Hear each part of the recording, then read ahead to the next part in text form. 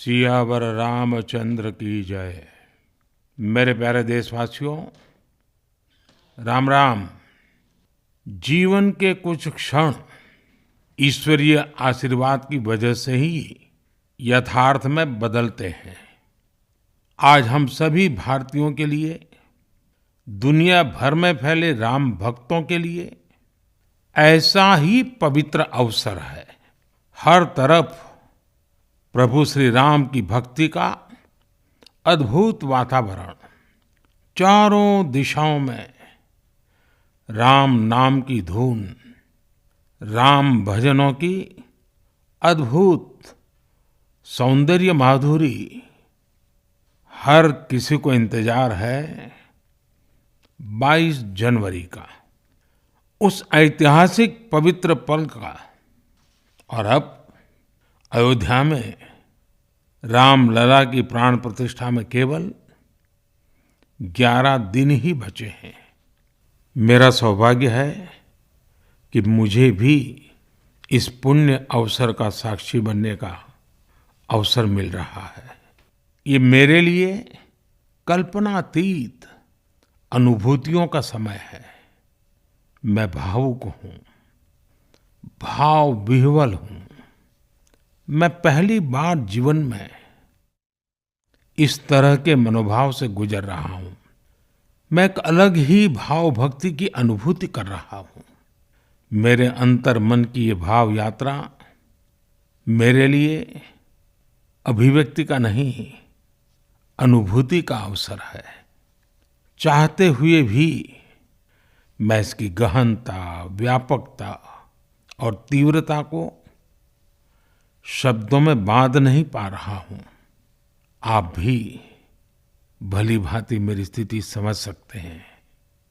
जिस स्वप्न को अनेकों पीढ़ियों ने वर्षों तक एक संकल्प की तरह अपने हृदय में जिया, मुझे उसकी सिद्धि के समय उपस्थित होने का सौभाग्य मिला है।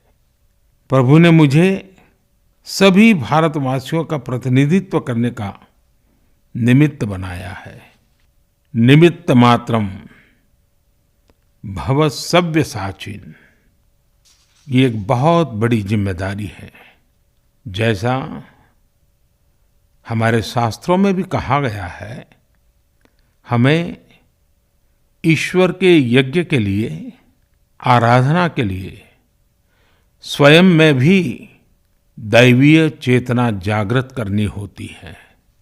इसके लिए शास्त्रों में व्रत और कठोर नियम बताए गए हैं, जिन्हें प्राण प्रतिष्ठा से पहले पालन करना होता है। इसलिए आध्यात्मिक यात्रा की कुछ तपस्वी आत्माओं और महापुरुषों से मुझे जो मार्गदर्शन मिला, उन्होंने जो यम नियम सुझाए हैं, उसके अनुसार मैं आज से 11 दिन का विशेष अनुष्ठान आरंभ कर रहा हूं।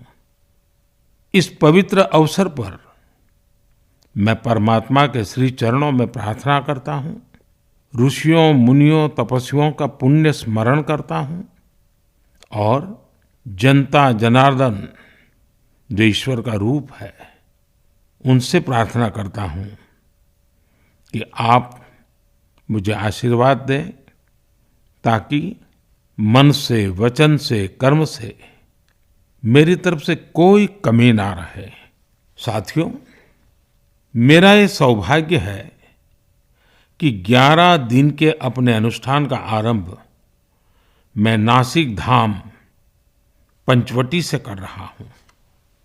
पंचवटी वो पावन धरा है जहां प्रभु श्री राम ने काफी समय बिताया था।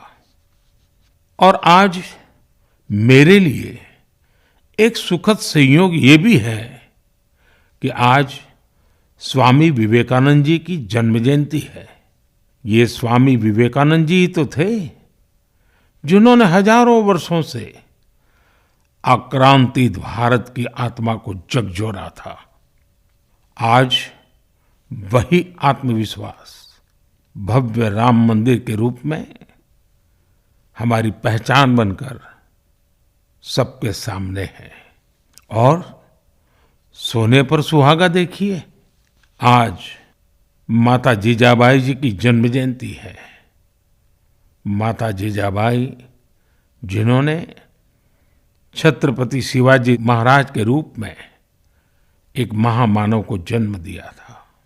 आज हम अपने भारत को जिस अक्षुण्ण रूप में देख रहे हैं, इसमें माता जीजाबाई जी का बहुत बड़ा योगदान है।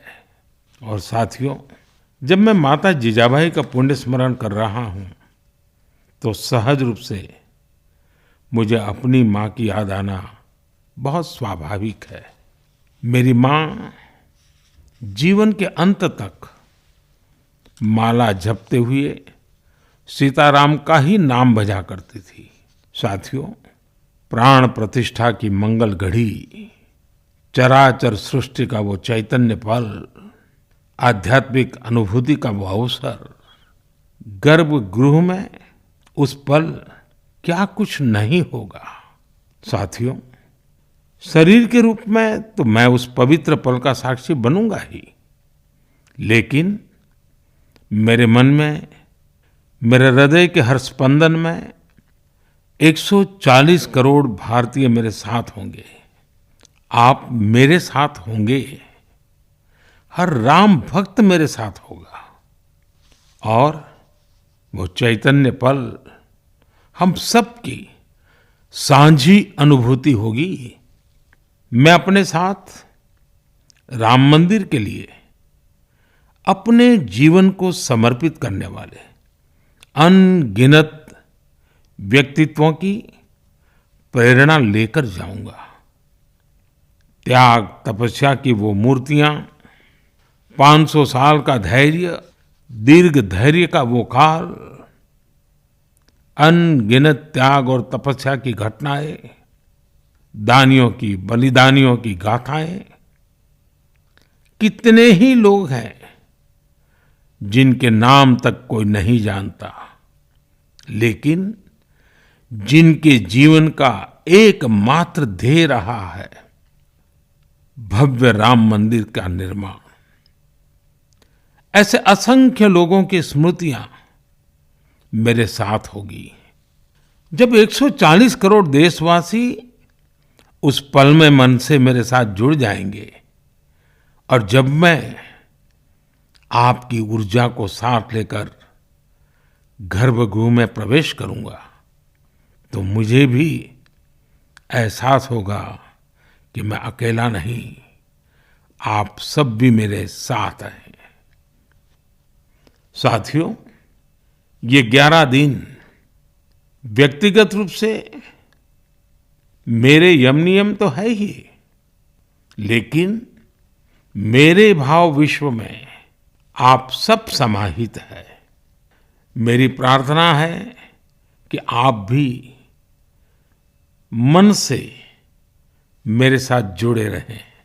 रामलला के चरणों में मैं आपके भावों को भी उसी भाव से अर्पित करूंगा जो भाव मेरे भीतर उमड़ रहे हैं।